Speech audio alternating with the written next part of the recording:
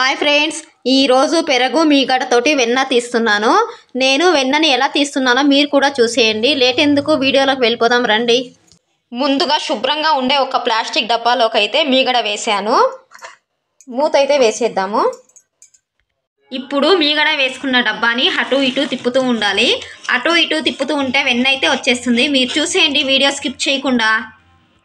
అటు ఇటు తిప్పుతూ ఉంటే వెన్న అయితే వచ్చేసింది. చూసేద్దాం ఒక్కసారి వెన్నని. అబ్బా, చాలా అద్భుతంగా వచ్చేసింది ఫ్రెండ్స్ వెన్న, చూసారా? ఇప్పుడు ఈ వెన్నని వెడల్పుగా ఉండే ఒక గిన్నెలోకి అయితే తీసేస్తున్నాను. ఇలా వెడల్పు ఉండే గిన్నెలోకి తీస్తే వెన్న నీట్గా వెతుకోవచ్చు ఫ్రెండ్స్. నేనైతే ఈ గిన్నెలోకి తీసేసాను. పక్కన వేడి నీళ్లు పెట్టుకున్నాను. ఎందుకంటే వెన్న తీసేటప్పుడు జిగుడు మన చేతిలోనే ఉంటుంది కదా. వేడి నీళ్ళలో చేతులు పెడితే జిగుడంతా వెళ్ళిపోతుంది ఫ్రెండ్స్. చూడండి ఇలా. ఇంకా ఈ వెన్నని ఒక బౌల్లోకి పెట్టుకుంటున్నాను. వారేవా, చాలా బాగా వచ్చింది ఫ్రెండ్స్ ఈరోజు మా ఇంట్లో వెన్న.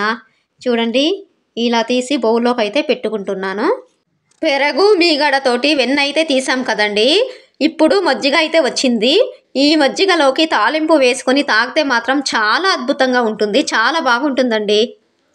ఇంకా చూడండి, ఫైనల్గా వెన్న తీసి బౌల్లోకి పెట్టుకొని ప్లేట్లోకి అయితే పెట్టుకున్నాను. ఎలా ఉందండి వెన్న పూస? అద్భుతంగా ఉంది. ఈ వెన్న నుంచి నెయ్యి ఎలా చేయాలి అనేది కూడా వీడియో తీసి అప్లోడ్ చేసినాను. తప్పకుండా చూడండి. నా వీడియో నచ్చితే సబ్స్క్రైబ్ చేసుకునేది మర్చిపోకండి. ఒకే ఒక్క చిన్న లైక్ ఇచ్చి షేర్ చేయండి.